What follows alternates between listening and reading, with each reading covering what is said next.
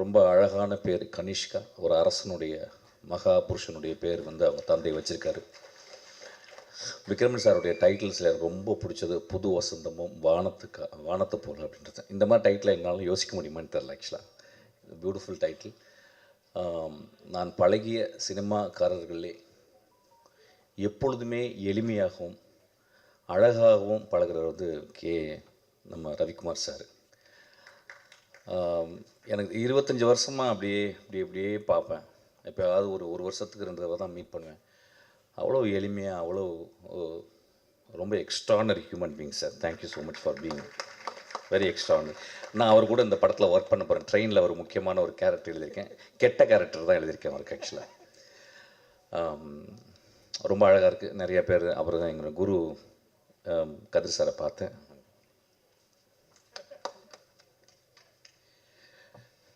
இங்கே பார்த்தீங்கன்னா நிறைய குருக்கள் இருக்காங்க. நான் வாழ்நாளில் வந்து எப்பயாவது ஒரு தருணம் தான் அந்த மாதிரி எல்லா குருக்களையும் பார்க்க முடியும். நான் ஒரு புத்தக கடையில் ஒர்க் பண்ணும்போது என் குரு என்னை அடையாளப்படுத்தி என்னை கண்டுபிடிச்சி கூப்பிட்டு போனார். அவருக்கு ஒரு கிளாப் அடிங்க கதிர் சார்.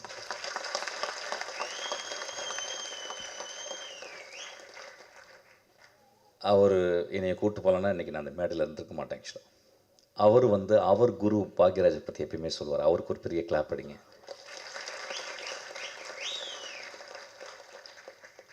ஒரு குரு இன்னொரு குருவை உருவாக்கி கொண்டே இருக்கிறது. இந்த ஒரு தொடர்ச்சி வந்து ரொம்ப அழகானது. அப்படி தான் கனிஷ்கா நீயும் வரணும்னு நினைக்கிறேன். ஆக்சுவலாக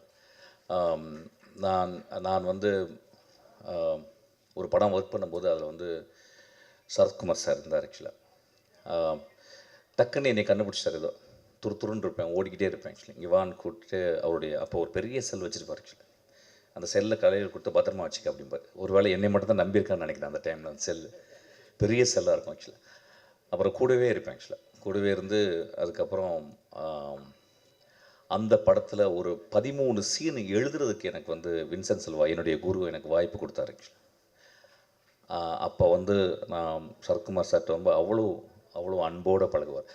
அவருக்காக எழுதுனது தான் நான் ஒரு கதை தான் துப்பறிவாளனாக மாறிச்சு. ஆக்சுவலி அவருக்கு நான் வந்து சங்கர்லால் துப்பறிகிறார்னு ஒரு கதை எழுதினேன். அது ஏதோ ஒரு வகையில் அந்த கதையை வந்து என்னால் பண்ண முடியல. அதுக்கப்புறம் தான் அது விஷாலுக்கு போயிட்டு துப்பறிவாளனாக மாறிச்சு. ஆக்சுவலாக தேங்க்யூ ஸோ மச் சார். உங்களை பார்த்தது ரொம்ப சந்தோஷம். நிறைய பேர் இங்கே நான் பார்த்தது ரொம்ப சந்தோஷம். போன மேடையில் வந்து நான் வந்து சினிமாவுக்கு போங்க, கோயிலுக்கு போகாதீங்க அப்படின்னு சொன்னதை வந்து ஒரு பெரிய கான்ட்ரவர்ஷியலாக எடுத்துக்கிட்டாங்க.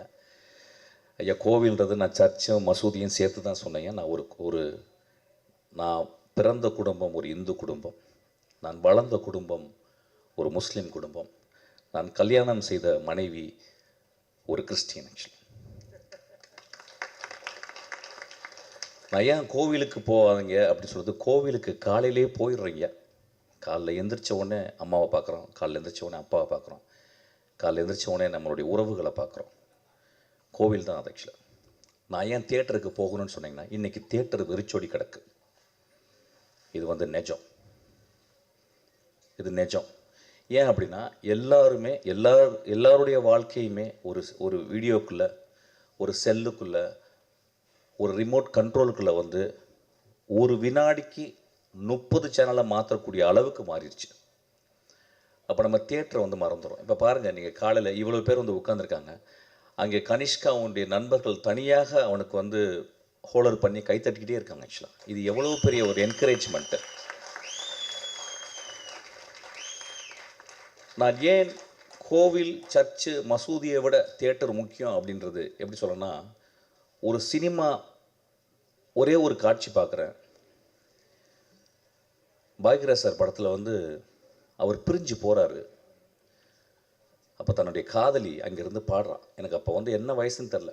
அந்த புதிய வார்ப்புகள் படத்தில் எனக்கு வந்து ஒரு 12 வயசு 13 வயசு இருக்கும்.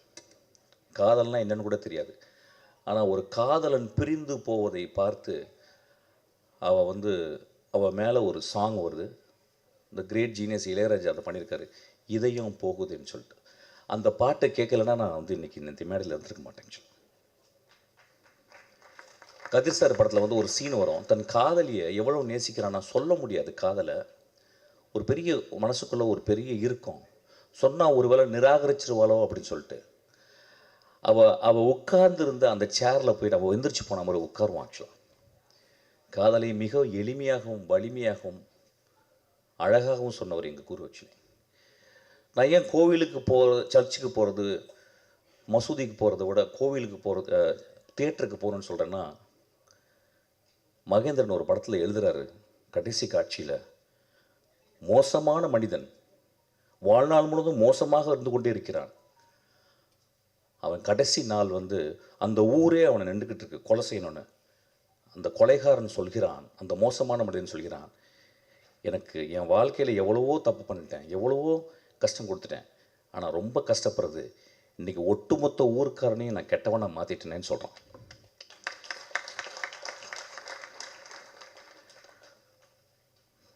கொலை செய்துவிட்டு, தன் காதலனுக்காக கொலை செய்துவிட்டு பல வருடங்கள் ஜெயிலில் இருந்து அவள் ஒரு படகுல இறங்குறா. அவள் அந்த படகுலேருந்து இறங்கி, அந்த ஓடத்துலேருந்து இறங்கி அந்த கரையில் கால் வைக்கும்போது அவளுக்காக 20 வருஷம் காத்திருந்த, நோய்வாய்ப்பட்டு படுக்கையோடு இருந்த அந்த மனிதனுக்கு நெஞ்சு துடிக்குது ஐயா. பாரதராஜா எழுதினார் பார்த்தீங்க, அதுதான் என் கோவில்னு சொல்கிறேன், அதுதான் சர்ச்சுன்றேன், அதுதான் மசூதின்றேன். இறைவனை மறுக்க முடியாது. நான் மிகச்சிறந்த இறைவனை மறுப்பாளர்களை நான் வாழ்நாளில் பார்த்திருக்கிறேன். எஸ்விஆர் போன்ற அவர்களை நான் நான் நான் கும்பிட்டு கொண்டிருக்கிறேன். நான் சொன்னது, ஒரு 2 பேரை உட்காந்து ஒரு வீட்டில் டிவி பார்க்கலாம், ஆனால் ஒரு பெரிய ஸ்பெக்டக்கல், ஒரு தோனி ஆடுறதை கிட்டத்தட்ட லட்சக்கணக்கான போய் நேராக பார்த்தா தான் அது ஒரு பெரிய செலிப்ரேஷன். அது மாதிரி முதல் செலிப்ரேஷன் தியேட்டர். ஒரு 5000 வருஷத்துக்கு முந்தி கிரீக் தியேட்டரில் இது வரைக்கும் 9000 நாடகங்கள் எழுதப்பட்டிருக்கிறான். மொத்தம் 33 தியேட்டர் பிளே தான் இப்போ அவைலபிள் இருக்குது எக்ஸ்டென்ட்டாக.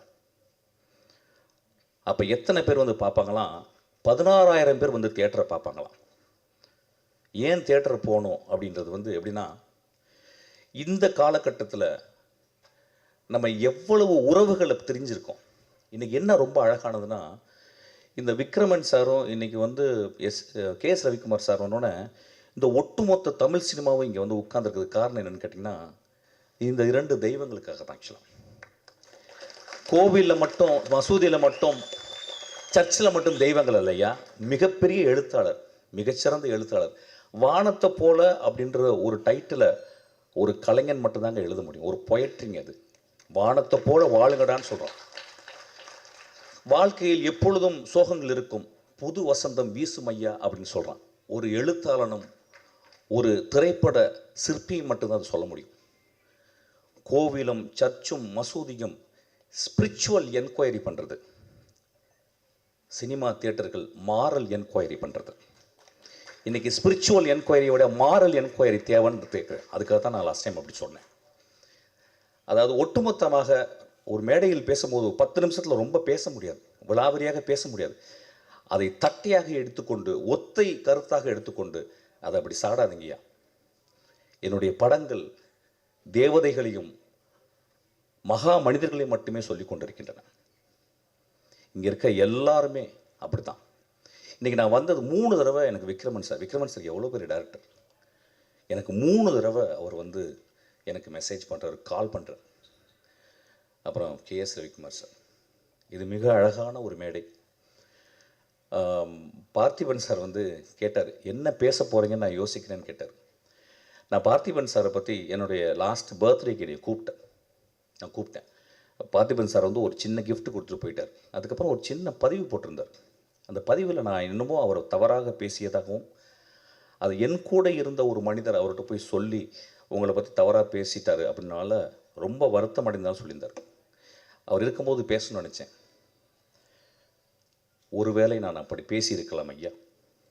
நான் தனி அலையில் இருக்கும் பொழுது நான் இளையராஜாவையும் மணிரத்னத்தையும் விமர்சிக்கிறதுக்கு தகுதி எனக்கு இருக்குது, உரிமை இருக்குது.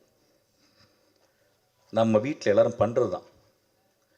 நான் என்ன பேசினேன்னு தெரியல, ஆனால் உங்களை புதிய பாதையை நான் எப்பொழுதுமே நான் கோவிலாக கும்பிட்டு கொண்டே இருப்பேன் ஐயா. நீங்கள் ஒரு மகா சிருஷ்டிகர்த்தா. ஒவ்வொரு படத்தையும் நீங்கள் ஏதாவது ஒன்று ஆடியன்ஸ் கொடுக்கணும்னு யோசிச்சுக்கிட்டே இருக்கீங்க. நீங்களும் ஒரு கடவுள் தான். ஒருவேளை நான் தெரியாமல் ஏதாவது பேசியிருந்தால் நான் மன்னிப்பு கோருகிறேன். அப்படி பேசியிருக்க மாட்டேன். ஒரு மனிதனை பற்றி இன்னொரு மனிதனிடம் போயிட்டு அவன் இப்படி பேசினான் அப்படி பேசினான்னு தயவுசெய்து நம்பாதீங்க. அவன் கடுமையான கோழை. அவன் என்னிடம் எந்திரித்து நான் தப்பாக பேசும்போது நீங்கள் தப்பாக பேசிட்ட அப்படின்னு சொல்லியிருந்தா அவன் நல்லவன். ஸோ கோழைகளின் வார்த்தைகளை நம்பாதீர்கள். நான் சொன்னேன்னா என்னன்னு தெரியல, பட் இருந்தாலும் நான் மன்னிப்பு கேட்டுக்கிறேன்.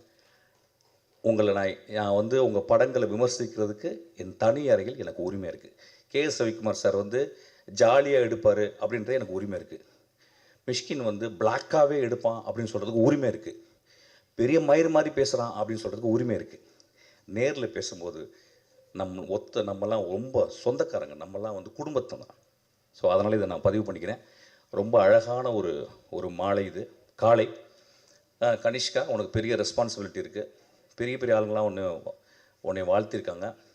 நான் ட்ரைலர் பார்க்கல, நிச்சயம் இந்த படம் நல்லா வரும். ஏன்னா இந்த 2 கிரேட் சோல்ஸு உன் பின்னாடி இருக்கிறாங்க. ஆக்சுவலாக இயக்குநர்களுக்கு வாழ்த்துக்கள், சத்யாவுக்கு வாழ்த்துக்கள். Thank you so much. இந்த படம் பெரிய வெற்றி அடையணும். எல்லோரும் போய் தியேட்டரில் பார்க்கணும். தயவுசெய்து ரிமோட் கண்ட்ரோலில் பார்க்காதீங்க, தியேட்டரில் பார்க்கணும்னு கேட்டுக்கிறேன். ஒரு சின்ன அழகான ஒரு விஷயம் சொல்கிறேன். ஒரு சினிமா ஏன் ரொம்ப அழகானது அப்படின்னு சொல்கிறேன்னா, அமர் சிங் சமிக்கலான்னு சொல்லிட்டு ஒரு படம், அதில் ஏஆர் ரஹ்மானுடைய ஒரு பாட்டு, மேனவதாக்கரோ அப்படின்னு ஒரு பாட்டு, 10 நாள் அதை கேட்டுக்கிட்டே இருக்கேன். அது எப்படி தான் இருக்குது எனக்கு. சின்ன வயசில் எங்கள் வீட்டில் பொங்கலுக்கு வெள்ளை அடிச்சிருவாங்க. வெள்ளை அடிச்சு உட்காந்துருக்கும்போது எல்லாம் பார்த்தா எல்லாம் வெள்ளையாக இருக்கும், நம்ம மட்டும் உள்ள அழுக்காக இருப்போம். ஒரு இசைக்கலைஞன் ஒரு எக்ஸ்ட்ரானரியான நோட்ஸை கொண்டு கோர்த்து ஒரு எக்ஸ்ட்ரானரியாக மியூசிக் போட்டிருக்கான். இந்த டிகேடின் மிகச்சிறந்த பாடல் நான் சொல்வேன். அந்த பாட்டை கேளுங்கன்னு கேட்பேன். இதுதான் சொல்கிறேன், கோவிலுக்கும் சர்ச்சுக்கும் மசூதிக்கு மட்டும் போகணுன்னு போங்க, தியேட்டருக்கு அடிக்கடி போங்க. Thank you so much.